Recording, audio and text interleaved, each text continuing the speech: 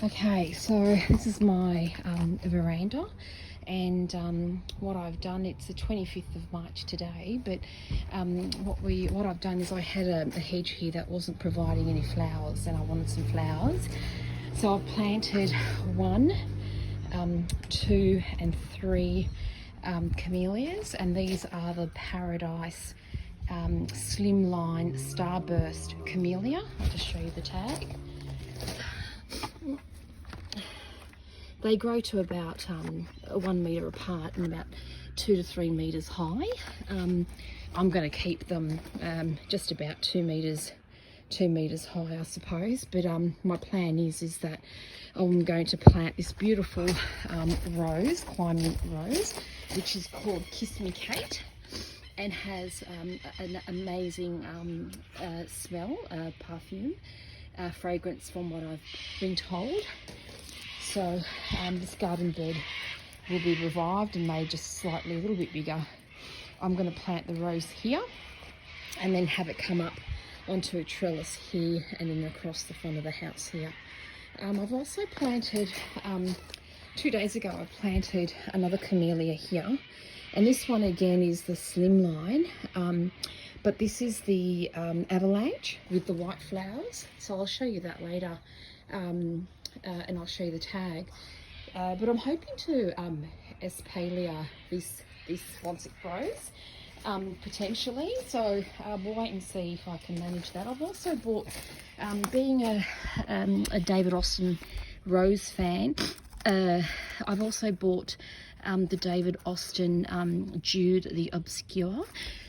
However, I've never grown roses, so these are my first, these are the first two roses I've ever bought, and I have bought some bare root roses that I will be receiving in the next couple of months, and I'd like to get the garden ready for that. My mother years ago, when we came to this home, planted this rose over here and this rose over here. To be honest, I've never looked after them, don't know how to look after a rose, but I've just, looking at some videos now, I've realised that there's a lot of deadwood and disease on them, so I've cut them down even though it's not time to prune, and you can see that there are some shoots coming up from these roses. Now what I do with these roses, I'm not quite sure. I'll have to decide, because these are prime positions. I bought some David Austin Munstead and David Austin roses. I've also bought a couple of Desdemona, and they're standard, so I do want to put them a couple over there and a couple over here. In fact, I might even decide to put them up the front, being the standard up here, but I haven't decided yet. Like I said, I've got a couple of months to go before I get the garden ready. I just wanted to actually show you that this is the hoof lung dung for the for the people in Sydney or Australia. Hoof lung dung by Neutrog is a fantastic, amazing mulch. It's biologically activated, nutrient rich, weed free and absorbent, and it's a super mulch basically. Now, like I said, I've planted these camellias and that one up there, and also if we come around the corner here, planted these 1, 2, 3 as well. I've got some azaleas up here which I planted about, I'd say, a month ago, and of course that is that camellia in that corner. So with the hoof lung dung, I'm expecting some growth. I had to actually move these. I had planted them 30 centimetres to the left, and I had to actually, because I had only the 3 plants, I had to move them back and centre them under this this wall. Now, coming to the front of the property, I realised that obviously now's the time that I wanted to play with the garden, but I realised that I mean, the edging needs to go. I need to think of a solution for the edging. I've got some ideas, but we're pretty bare. We're in a cul-de-sac and we have no fence, so with the beautiful hybrids that are out at the moment. I've planted 5 hybrid camellias, and this is the Volunteer.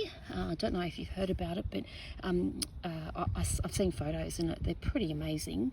And what you'll see, they grow to about 1.5 meters wide and 2 meters high, but they're absolutely stunning. And the different variations in color as the flower grows from a bud to a full flower, full plant is amazing. So again, put some Who Flung Dung. I've got 1, 2, 3, 4 and 5, and you can see the size. They're not quite big. You can see that our bin is absolutely full. Ignore that. So look, like I said, I'm planning on planting bare root roses for the first time, and I'm just preparing the garden and the soil. I had planted some jasmine, propagated it from my vine at the back of the property, and put them in here so that it just controls weeds at the moment. But I can tell you that they will go. Either I need to control them and keep them quite compact, again for the purpose of filling in the garden at this point in time and stopping the weeds from growing. But what I've done is, like I said, I've planted the 5 hybrid camellias, 1, 2, 3, 4 and 5. So I'll take a photo. In a month or two we'll have a look and see how much it's grown. But I'll tell you what, that Who Flung Dung, I'm a massive fan. You can see I've been doing some gardening. I've got to tidy up. Again, 1, 2, 3 camellias. I haven't planted these roses yet. I will plant Kiss Me Kate in the corner there. I will be getting an arch later on for this side, like a trellis. Not necessarily an arch, but a trellis. So that Kiss Me Kate can grow up here, and then I can have it just spread out on the veranda. But that's all. As you can see, Neutrog is probably my favourite, one of my favourite products, the Seamungus.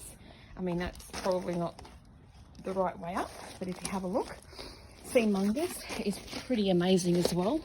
I'm getting prepared and ready for my rose planting. So again, oops, this is a fertiliser, seaweed-based fertilizer, and it's full of fish and seaweed, and it's ideal for planting and spreading across the yard all year round. But you know, it actually is a great start for new plants and baby plants, and you know, it just ensures that your plant is growing in the most healthy and best possible nutrients that it needs during that first initial growth period. Again, this is a Neutrog product. I'm not sponsored by Neutrog. I wish I was. I wish I had that help, but I'm not. But I am certainly looking forward to planting my roses and spreading the Seamungus around, or I'm in the hole before I get the roses in. And as you can see, they're actually they're pellets. I'll just take that out. There you go. I certainly will be spreading some of those pellets around today. Yep, so as you can see, what I'm going to do with the, I've poured some Who Flung Dung in this bucket here. As you can see, it's a nice soft mulch, absolutely no weeds in it, and it smells pretty atrocious, so I'm guessing it's got a whole heap of nutrients for the plants. Definitely biologically activated and absolutely nutrient rich, and looking forward to giving these camellias a great start. And this is the Seamungus. This is what it looks like. So what I'll do is I'll just scatter a few pellets around this plant, and this plant over here, as you can see. And then what I'll do, that's enough, and I'll just basically just lightly rake that sea mungus in. Yep. And then follow that with some hoof long dung. Ah, perfect. And then give it a good soaking. As you can see, I've just done that. It doesn't take too long.